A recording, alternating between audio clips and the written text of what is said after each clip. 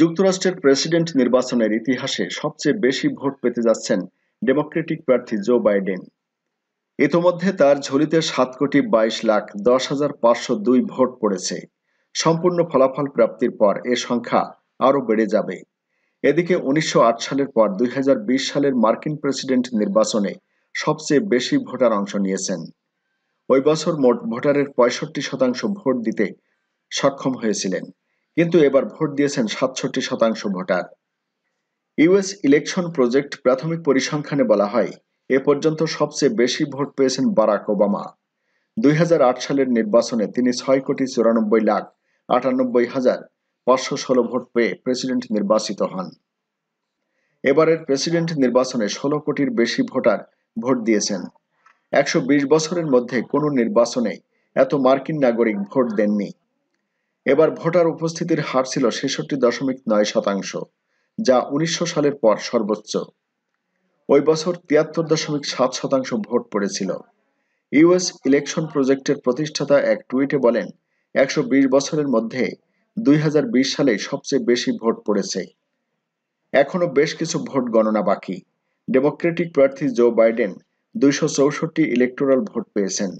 এতে তিনি 7,22,10,502 ভোটারের সমর্থন পেয়েছেন। অপরদিকে রিপাবলিকান প্রার্থী ডোনাল্ড ট্রাম্প 214টি ইলেকটোরাল ভোট পেয়েছেন।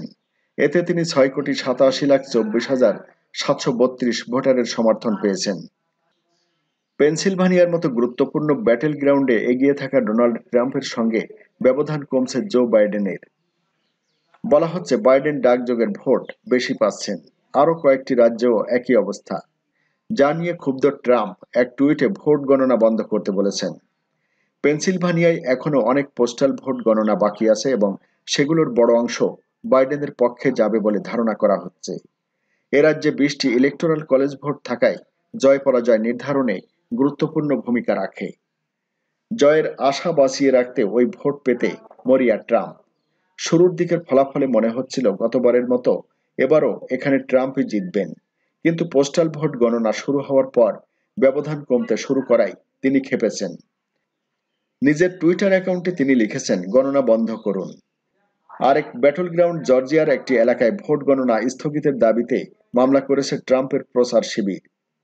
তাদের অভিযোগ, সেখানে নির্ধারিত সময়ের পর পৌঁছানো পোস্টাল ভোটও বিবেচনায় নেওয়া হচ্ছে। ভোট গণনা নিয়ে কয়েকটি রাজ্যে উত্তেজনা, বিক্ষোভ ও ভাঙচুরের খবরও পাওয়া গেছে। প্রেসিডেন্ট হতে প্রয়োজন 270 ইলেকটোরাল ভোট। ইতিমধ্যে বাইডেনের নিশ্চিত হয়েছে 264টি। ছোট্ট রাজ্য নেভাদার 6টি ইলেকটোরাল কলেজ ভোট পেলেই হোয়াইট হাউস জিতবেন বাইডেন। রিপাবলিকান প্রার্থী বর্তমান প্রেসিডেন্ট ডোনাল্ড ট্রাম্প এখনও 56টি ইলেকটোরাল ভোটে পিছিয়ে। তাই বলে ট্রাম্পের আশা এখনও শেষ হয়ে যায়নি। প্রেসিডেন্ট পদের জন্য হাড্ডাহাড্ডি লড়াই করে যাচ্ছেন ডোনাল্ড ট্রাম্প। নেভাদার পাশাপাশি জর্জিয়া ও পেনসিলভানিয়া অঙ্গরাজ্যে চলছে হাড্ডাহাড্ডি লড়াই। ফলে যুক্তরাষ্ট্রের শ্বাসরুদ্ধকর অপেক্ষার শেষ হয়নি গত রাত পর্যন্ত। প্রত্যাশা করা হচ্ছে আজ নতুন প্রেসিডেন্ট সম্পর্কে নিশ্চিত হতে পারবে যুক্তরাষ্ট্রের ভোটাররা।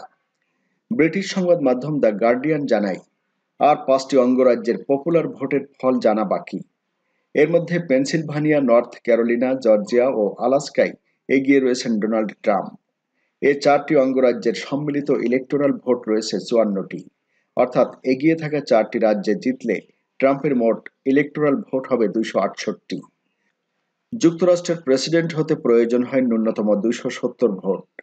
বিপরীতে শুধু নেভাদায় এগিয়ে রয়েছেন জো বাইডেন। এ অঙ্গরাজ্যের ইলেকটোরাল ভোট রয়েছে 6টি। সুতরাং একটি রাজ্যের জয়ই তার সংখ্যাগরিষ্ঠতা নিশ্চিত করতে যথেষ্ট। তবে নেভাদায় বিজয় এত সহজ হচ্ছে না বাইডেনের। 75% ভোট গণনা শেষে প্রতিদ্বন্দ্বীর চেয়ে মাত্র 8,000 ভোটে এগিয়ে রয়েছেন তিনি। এখনো 3,98,000 ভোট গণনা বাকি। ফলে যে কোনো সময় পাল্টে যেতে পারে সব হিসাব নিকাশ। নেভাদায় গতরাত পর্যন্ত 5,88,252টি ভোট পেয়েছেন বাইডেন, আর ট্রাম্প পেয়েছেন 5,80,605টি। এগিয়ে থাকা বাকি 4টি অঙ্গরাজ্যের পাশাপাশি নেভাদায় জিততে পারলে ট্রাম্পও হতে পারেন যুক্তরাষ্ট্রের পরবর্তী প্রেসিডেন্ট। আন্তর্জাতিক গণমাধ্যমের খবর বলছে, বেশিরভাগ অঙ্গরাজ্যেই 2 প্রার্থীর ভাগ্য নির্ধারণ হয়ে গেছে। বুধবার দুপুরের দিকে উইসকনসিন ও মিশিগানে জো বাইডেনকে বিজয়ী ঘোষণার পর পেনসিলভানিয়া, জর্জিয়া, নেভাদা এই 3টি রাজ্যের উপর নির্ভর করছে ট্রাম্প ও বাইডেনের ভাগ্য। কাঙ্ক্ষিত লক্ষ্যে পৌঁছাতে ট্রাম্পকে অবশ্যই পেনসিলভানিয়ায় জিততে হবে, কিন্তু ডাকযোগের ভোট বাইডেনের দিকে যাবে বলে মনে করা হচ্ছে।